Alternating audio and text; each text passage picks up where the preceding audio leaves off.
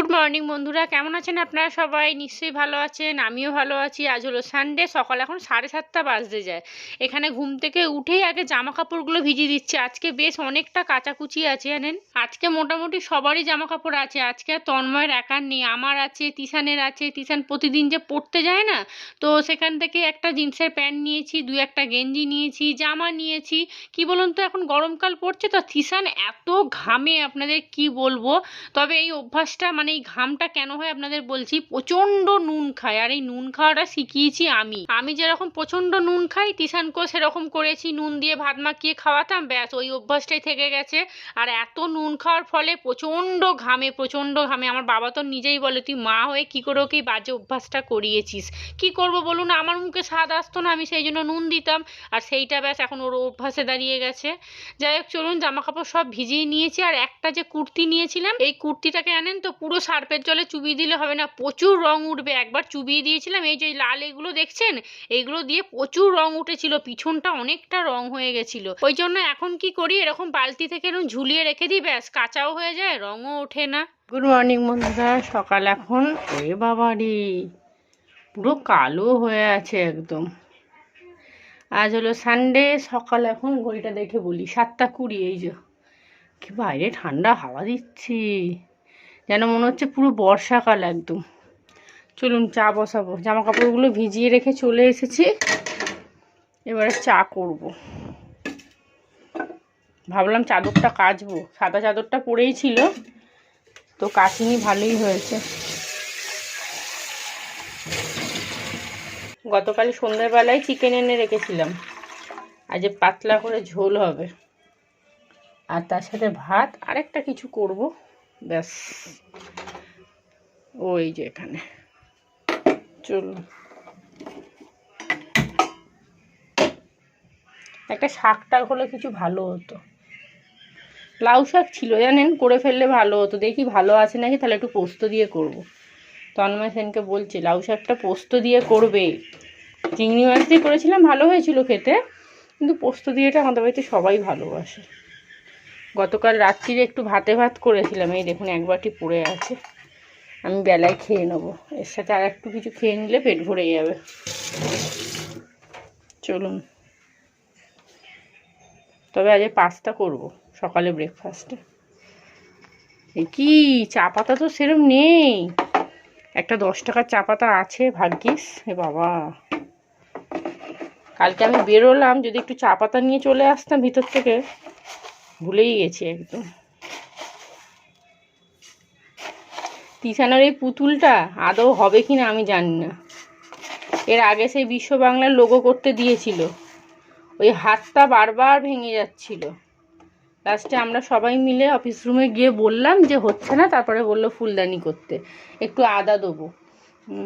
আর এটাও মনে হবে না, গর্দানটা ভেঙে যাবে, নড়নড় করছে। চলুন, চা হয়ে গেছে, আজকে তাড়াতাড়ি কাচাকুচি করে নেবো। যা মেঘলা হয়েছে, বেলায় হয়তো বৃষ্টি নামতে পারে। তবে আজকে আমাকে আবার আমার মায়ের বাড়িতে একবার যেতে হবে। মায়ের বাড়িতে না, মানে মায়ের বাড়ির ওদিকেই। তিশানের বইগুলো অর্ডার দিয়েছি, দাঁড়ান একটু লাইটটা জ্বালাই। এবার দেখতে পাচ্ছি, তিশানের বইগুলো অর্ডার দিয়েছি, তো ওইগুলো আনতে যেতে হবে। গতকাল সন্ধ্যাবেলা পেলাম না, আমাকে বলছে সকালে আসবি, আবার বিকেলেও যেতে পারবো না, দোকান নাকি বন্ধ থাকে রবিবারে, তো সেই জন্য সকালেই যেতে হবে। চিকেনটা তাড়াতাড়ি করে বার করে রাখি, জলটা কাটলেই বসিয়ে দেবো। তবে আদা রসুন বাটতে হবে, আদা রসুন নেই। চলুন, মিক্সির বড় বাটিগুলো দাম অনেক বলছে। চা হয়ে গেছে, আর এই চায়ের মধ্যে একটু বেশি ফেনা থাকলে না আমার বেশ ভালো লাগে, মনে হয় যেন কফি করেছি। যাই হোক, চলুন চাটা খেয়ে নিই, তার আগে চিকেনটা বার করি। এই যে চিকেন, অন্যদিন আমি না একটা বাটির মধ্যে রাখি, আজকে প্লাস্টিক সময় ঢুকিয়ে দিয়েছি তো বরফে পুরো আটকে গেছে, বেরই হচ্ছে না। আর এই হলো সেই নতুন প্লেটটা, আর একদিনও খেয়েছিলাম। তন্ময়কে কম চা দেবো, কম চাই খায়, আর আমি মৌরি আর মিছরি ভেজাতেই ভুলে যাচ্ছি জানেন। চলুন সকালের চাটা আগে খেয়ে মনটা শান্তি করি। দুধটা ভালো গোলা হয়নি দেখছেন।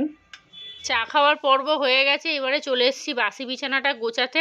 আপনারা হয়তো ভাবছেন বাবা এত গরম পড়ে গেছে তোমরা এখনো ব্ল্যাঙ্কেট গায়ে দিচ্ছ, না না একদমই নয়। সকালবেলা তিশান না বদমাইশি করে ব্ল্যাঙ্কেটটাকে খুলেছিল, আর তার সাথে তন্ময়ও যোগ দিয়েছে, ও যে যোগ দেয়নি সেটা বলবো না একদমই। চলুন বিছানাটা গুছিয়ে নিই, যতক্ষণ বাবা ছেলে একসাথে থাকে জানেন দুজনে মিলে এমন কাণ্ড করবে।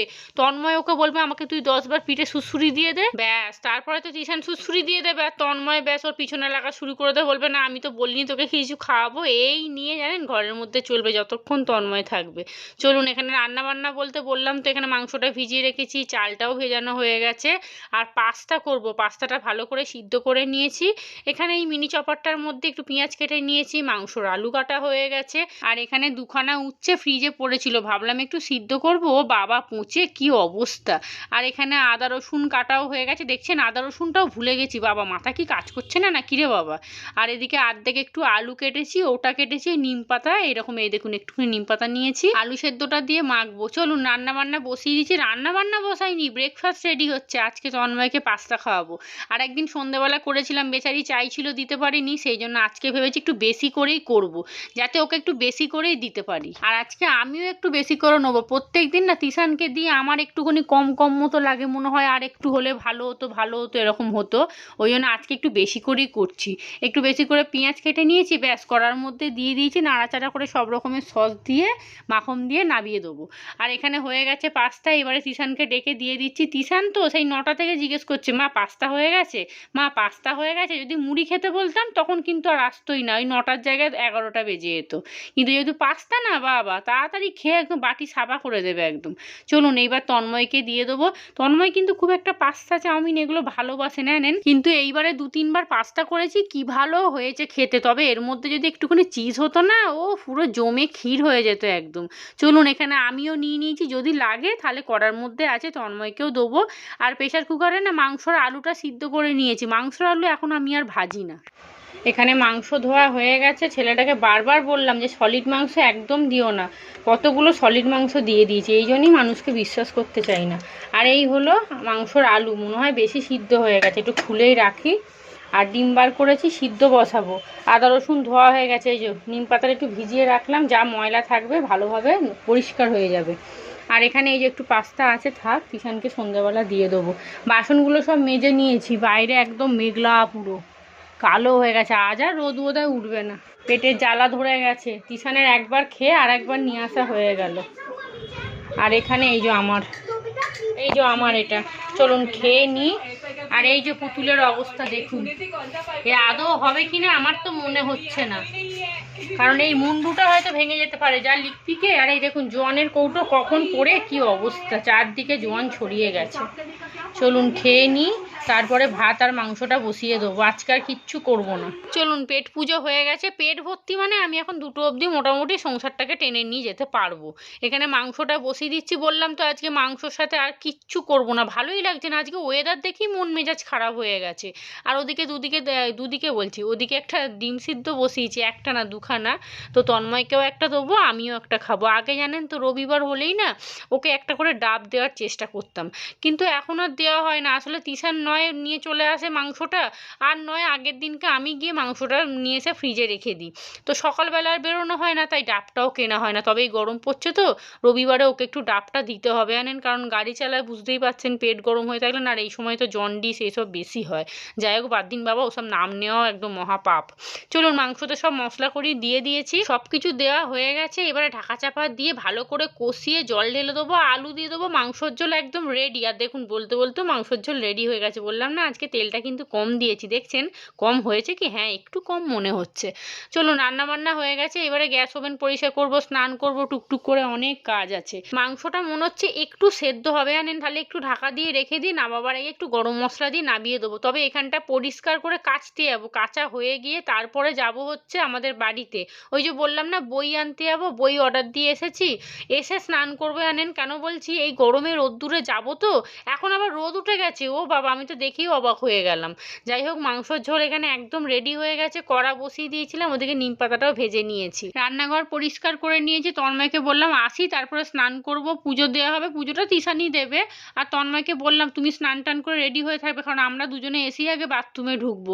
চলে যাই, তিশানের দিকে রেডি হয়ে গেছে। তিশানকে ভেবেছিলাম নিয়ে যাব না, তারপরে ভাবলাম ওর বই নিচ্ছি তো, ও একটু দেখে নিলে আমার মনে হয় ভালো হবে। তো ওকে বললাম চ, আর দেখুন ছাতা নিচ্ছি, দেখছেন একটু আগে পুরো কালো হয়েছিল। আর এই যে সেই পুতুলটা বললাম একটু রোদ্দুরে দিয়ে দে, আদৌ ঠিক হবে কিনা আমি নিজেও জানি না।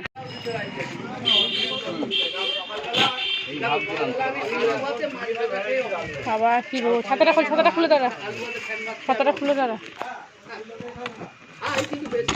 কত? 430 টাকা দিয়ে 230 টাকা। বই নেওয়া হয়ে গেছে, ভেবেছিলাম মায়ের বাড়িতে ঢুকবো না, তবে বাবা সকালবেলা ফোনে বললো আসবি যখন একবার দেখা করে যাবি কিন্তু। তো সেই জন্যই বাবার সাথে একটু দেখা করতে এলাম, তবে বেশিক্ষণ বসবো না, চলে যাবো। আসার সময় তন্ময় আমাকে বললো তুমি কিন্তু বাড়িতে ঢুকবে না, ও তো জানে বাড়িতে ঢুকলে একদম জমিয়ে গল্প শুরু করবে, ব্যাস তারপরে বোধহয় আসার নামই ভুলে যাবে। যাই হোক, ভুলে যাইনি, মোটামুটি বাড়ি চলে এসেছি। আসার সময় দেখুন একটু মাছ নিয়ে এসেছি, এখানে পেটির মাছই নিয়ে এসেছি, আর একটু মাছের তেল না মাছের ডিম নিয়ে এসেছি, ভুলে গেছি দেখছেন। আর এদিকে মাও একটা কৌটোর মধ্যে কি দিয়েছে, ওই বললো একটা মাছ আর থোড় না কি দিয়েছে বললো। আসার সময় একটু বাজার করলাম, একটু মাছ কিনলাম, 3 জনের 3টে কাপ আইসক্রিম কিনলাম, তারপরে বাড়ি আসলাম। তবে আস্তে আস্তে এখন কিন্তু প্রায় 1:10-15 হয়ে গেছে। তিশান স্নান করতে ঢুকে গেছে, তন্ময়েরও স্নান হয়ে গেছে, ও বেচারা খেতে বসবে, বসে আছে, ভাত দেবো জানেন। চলুন আগে মাছটা ঢুকিয়ে দিই, কারণ এত বেলা হয়ে গেছে তো নষ্ট হয়ে যাবে। আর এদিকে আইসক্রিমটা নিয়ে এসছি, তন্ময় অর্ধেক খেয়ে নিল, 3 জনের 3টে নিয়ে এসছি, তবুও ওরা দুজনে মিলে মারপিট করছে এই আইসক্রিমটাকে নিয়ে। যাই হোক চলুন আমি একটু খেয়ে নিই, খেলে কি হবে, ভয় লাগে কখন আবার ঠান্ডা না লেগে যায়। আর এই যে বললাম না, থোড় দিয়েছে আর 1 পিস মাছ ভাজা দিয়েছে, তন্ময় আর আমি দুজনে মিলে ভাগ করে খেয়ে নেবো। চলুন এবারে খাওয়া দাওয়া করবো। তবে আমার এখনও স্নান হয়নি, তিশানের স্নান হয়ে গেছে, ও পুজো দিতে বসেছে।